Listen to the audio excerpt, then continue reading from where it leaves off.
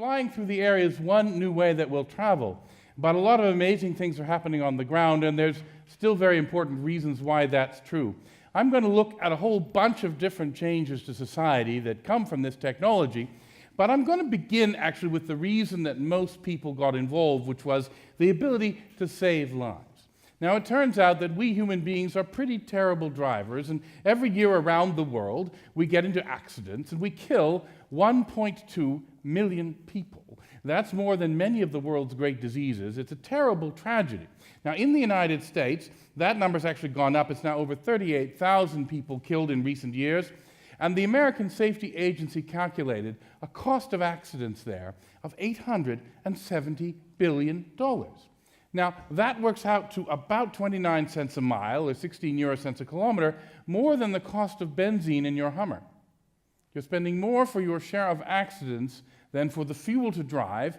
I also calculated that Americans are spending, or every year, about 50 billion hours doing this.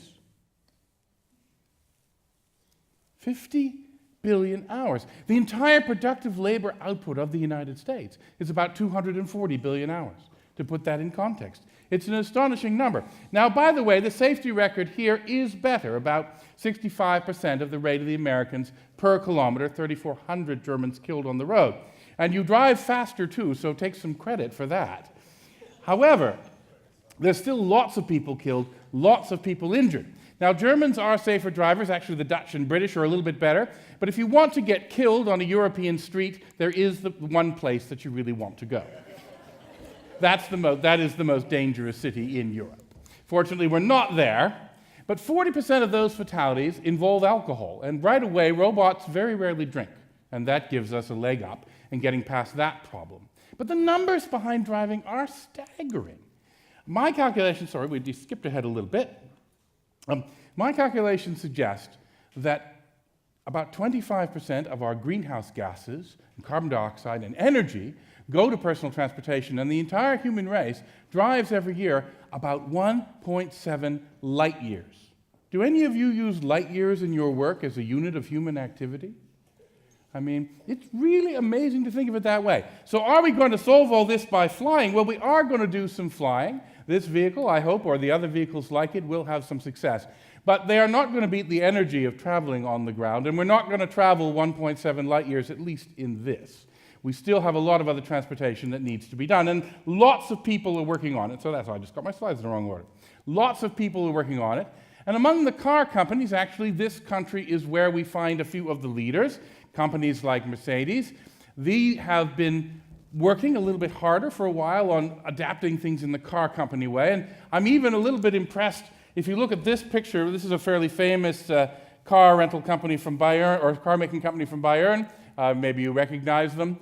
But look at what's in the back of this little concept car they showed off. A bookshelf in the back. Now, this is a company, you probably heard their slogan, Freude am Fahren, right? This is, to mangle the word a bit, Freude am Freizeit, right? It's a totally different way of thinking about vehicles. These companies that have sold cars to customers for 100 years suddenly have to rethink everything that they're about, and that's very difficult for them. It's why all the car companies are at risk of failing, and you can be thankful that at least the German ones are doing pretty well at it. And by the way, there's even stuff going on right here in this city. There is a test track that was built just outside of this town in order to let people try out this technology and try it out with communications. So it's happening in all sorts of places around Germany. Now, there is one German car company that is going to have some problems telling people, trust your life to our software, why would we lie to you? Now, the truth is, it's fun to make a little joke about them, but in fact, this may be good for this company because they've been forced now to rethink their company. They've been forced to change the way the company works, and that's what's necessary for a car company to survive in this changing world. So, you may have seen this American company, Tesla. Now, they don't make a self-driving car yet. Some people think that they do. Instead, they make a car with what's called an autopilot that you still have to supervise. But what was interesting about this was that this feature just showed up on people's cars one morning when they woke up and went out to see their car. They noticed it had this autopilot ability. This came to them as a software update. This is the way of the car industry of the future. Now, People didn't understand it wasn't a self-driving car, and this gentleman, unfortunately, is no longer with us because he decided not to watch what his car was doing, and it drove him into a highway barrier, and this has happened to a few people. Surprisingly, in this case, and another case I'll tell you about shortly, the public reaction hasn't been nearly as bad as some people imagined that it would. Now, lots of other companies besides car companies want to be in this game. All of the Tier 1 automotive suppliers, from Bosch to ZF and Delphi and these various other companies around the world, are also trying to build systems like this. Chip companies, non-car companies entirely. This is NVIDIA. They make the graphics chip that's in your computer, most likely. They have built self-driving car technology and are selling it out to their customers. This is a French company that put these vehicles for sale 4 years ago. These have been on the market, not science fiction concepts, not things for 2020, on the market in service in cities around Europe and the United States and a few other places at low speeds, not going on the highways quite yet. And the Chinese are in the game as well. Don't forget that as much pride as Germans may have in their auto industry, the largest car manufacturing country in the world today is China, and by a growing margin. So be aware of that. And there are startups, lots and lots of startups. 4 of them have received already what's called a unicorn valuation of around $1 billion for a private company. So, even this company, Apple, is in the game. I took a little video of Apple's secret car. They're very, very quiet about this project, and I shouldn't really be recording video while I'm driving. But I have learned one top secret thing about the Apple car. It's only going to work if you get the new iPhone. So it may not be a joke, but for now we'll act it as one. Nonetheless, I want to tell you that the leader by a wide margin, it is the project I worked on, so I have some bias, but nonetheless, most people agree it's the project that began at Google and now has the name Waymo. They have been out driving their cars around on real streets now for many, many years, since 2009, and they have gone more than 10 million kilometers. Right? So that's 15 to 20 human lifetimes of driving. They call their system the world's most experienced driver because of the amount of the world that it has seen. It hasn't seen every kind of road, but it's seen a lot of road, and that's giving it a lot of ability. We saw a mention of this earlier on today. Actually, here's a clip of their third prototype, and there is some audio on this if you mind bringing it up. Maybe not. Well, they're saying lots of happy things. And in particular, this woman you see, she's got a dog sitting there in front of her, not the normal place. This woman is remarking that there's no steering wheel in the way, and that makes the car much nicer to ride in. This is a blind gentleman. And here's a mother with her son and talking about how she actually gets to talk to her kid when she's riding in this, as opposed to having the kid ask, "Are we there yet?" Now, the important thing to notice about this prototype, I'll show you in just a minute since we're not going to get the audio about. Well, actually, I'm going to talk about their fourth vehicle for a second.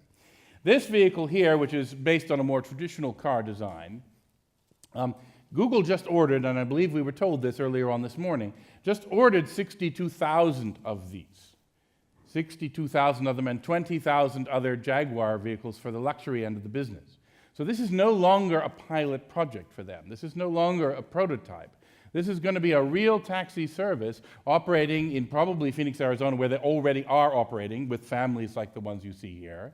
They'll be offering service to the public later this year and flooding cities with cars probably within another year. If you thought this was something your children would see, well, they will see it, but they'll see you riding in it much sooner than that. So this is no longer the thing from science fiction that everybody's worried about. I wanted to show you the inside of Google's third prototype, the one you saw in the video we didn't hear. Notice what you see about the dashboard of the vehicle. There is nothing in the dashboard. Not just no steering wheel and no pedals, which is the first surprise, but also no radio, no controls for the climate. If you think about a modern car, the way that companies like Daimler and BMW and Volkswagen make them, they've got 1,000 buttons in them and a million other things. Google knows that the music you want to hear is already in your pocket on a device they make the software for, of course, as Apple knows that. That you don't want that from your car, you've got that from them another way, and so this is a very different vision of something a little more like a workspace or living space than the car that we've come to think about. My other favorite feature of that prototype, by the way, are the wing mirrors here. There we go, side view mirrors. And you're wondering, why would a car have side view mirrors if it doesn't have any steering wheel or any brakes? Well, regulations require that all cars must have side view mirrors. So, something I can get a German audience to laugh about very much. So, another company to pay close attention to is Uber. Now, we don't have Uber here in Karlsruhe, but even though it has a nice German name, so I don't think that's very fair. But nonetheless, they have the #1 brand in the world, in most places, in selling rides, and this is very important. So they sell rides to people. People know their name for selling rides. They have also got an active project. They also declared an order of 24,000 Volvos for their project. Now, it's hit a very major hitch just recently, just a few months ago. A terrible tragedy. One of their test cars, driving near Phoenix, Arizona, ran over a woman who was crossing, not at a crosswalk. She was in a place you shouldn't cross, but that's not an excuse for hitting her. The law excuses you a bit when you do it there, but the world and we should not excuse them for this. This is the only fatality which has occurred with this technology, and it did shut down Uber's project, although it's different from what happened with others. If we get some chance in the Q&A, I've been studying this accident and its consequences quite a lot, and there are a number of interesting things to discuss with it. But nonetheless, this brand in rides that they have, and Lyft, a company you may not know because it only really operates in the United States and Canada, has a second place in that brand. They are on the focus to do what I believe is the most important focus. This is Lyft, sorry, working together with a company called Cruise, which was bought by General Motors, in order to build a fleet of different vehicles. And Alphabet's working with them too. This is the inside of the car that General Motors is already tooling up to manufacture. You'll notice some similarities to the Google vehicle. Again, almost nothing in the dashboard, a screen and maybe half a dozen buttons. And again, no pedals or controls. This is based on an existing car, the Chevy Bolt, an electric car. These new designs show what's necessary for car companies to survive in this world. So the numbers I gave you are staggering. Millions of lives, billions of tons of CO2, which I haven't fully explained, but can if you want to. Absolutely amazing amounts of human time that are spent manipulating steering wheels, all up for grabs because of computers coming and taking over the car industry, the way they took over the photography industry, the way they took over the music industry, the publishing industry. Every industry computers come to, they turn upside down. Transportation, the world's third largest industry, worth $7 trillion, is the one that's up for grabs now. And it's all about selling rides instead of cars. Car companies have existed now for over a century, going back to Carl Benz, selling cars to people. And now the product will be rides, and that's sold in a very different way, with very different marketing, very different views by the customer, very different economics, even different energy inside the vehicle. So take a look at the future world of mobility on demand, which services like Uber give us a glimpse of. You push a button on your phone, and within a very short amount of time, up rolls a vehicle to take you where you want to go. And it does it on the roads we already have, without changing the infrastructure. A lesson learned from the internet, of course a lesson that Google knows very well and internet companies know very well, that you don't make the infrastructure smart. You make the vehicles smart. You make the stupid road and the smart car. This allows innovation at what we call the edges. Innovation by competing individual companies, rather than centralized planning. This provides the pace of innovation that the internet had, the pace that turned the world once again upside down. So when you get this, you get 4 key things happening. A vehicle that drives you around, gives you rides places, does it safely. It's a vehicle that delivers vehicles to you. They become a cloud of service that simply come to you where they need them, where you need them. A vehicle that refuels or recharges itself, and a vehicle that stores or parks itself. Now those last 3 will change our cities and the way we live, as well as the way we get around. So robots, for example, don't care about the convenience of refueling or recharging. Benzene has a 100-year head start on all the other ways we'd like to fuel transportation, like electricity or hydrogen or natural gas. And because of that 100-year head start, there's benzene everywhere. But robots don't care where it is. They don't care if they have to drive a little bit of the way when they've not got anyone in them to get a recharge or to wait for 4 hours. And you don't care what's underneath the hood of your taxi. You've never asked your cab driver, is the tank full? Is this an electric car? What's inside? Is it benzene, diesel, what? You've never asked that question. Only the fleet manager cares about that. And so all the economics of energy change. So the entire oil industry is also about to be up for grabs. This is because my favorite law, not a real law, Moore's law. How many of you have heard of Moore's law? Most of you have run across this. Concept first coined more than 50 years ago by Gordon Moore when he noticed that his company's chips kept getting twice as good every year. And that's been going on, not quite that fast, but been going on for over 50 years, and Ray Kurzweil even noticed it had been going on for 50 years before that, before Gordon Moore decided to notice it. It is going to come to transportation. And the industrial world, and I hate to say this because the minister, or the EU commissioner this morning, was telling how Germany has to rely on its strong industrial base and manufacturing knowledge and all the wonderful things Germany has built. But the truth is the industrial world isn't ready for Moore's law. Even we in the computer industry who've known this law for 50 years, we keep screwing it up. We keep not understanding how things are going to just be completely different 3 years from now, and big companies fall down. Well, this is the story waiting the entire industrial world, including the German industrial might. And it has to be understood. The places, the companies, the countries that understand this are going to be the countries which win in this world. And those who frankly compete under 19th century rules are not going to be the winners. So I see this reflected in two cultures and two styles of approach. And I've put some German companies on the top here and said that what they're doing, to no great surprise, is taking a car and adding a computer to it to give it these new driving abilities. And I describe what Google and the non-car companies are doing as taking a computer and putting wheels on it to see what happens. It's the same goal, but very, very different paces of innovation, very different results, and I think it may predict who will be the winner. Let me tell you a few things about our cities as well. These vehicles don't have to park. If they drop you off, they can go pick up somebody else, or if they're yours, they don't have to wait where they dropped you off. They can find somewhere cheap and a little further away to do it, which means we're not going to need most of these parking lots that have come to fill not our downtown cores, but many parts of our urban spaces. In my dream, we turn these parking lots into parks. In reality, it's condo towers. I know this, but you can't always get what you want. But there's going to be a bonanza of real estate in our cities, and the value of all the real estate is going to change because real estate's value is defined by location and distance, and the meaning of location is about to change. It changed in the 20th century because of the car. It changed in the 19th century because of the tram. In the 21st century, it's going to change because of these cars and the flying vehicles that we saw earlier on in the day. Now, it's not also going to be just about people. Everywhere in the world, there is one product from Italy that is so important that no matter where you are and no matter when it is, you can get it in 30 minutes or less, right? Well, we're building robots. A company I work with here in Europe, in Estonia, is actually building robots to do delivery of cargo, not of people. Small robots which run on the sidewalk, which will be able to bring you anything in 30 minutes for about €1, not just a pizza. So what's the world like if you can get anything in 30 minutes? Do you even need to own things when you can just hire them in a very short amount of time?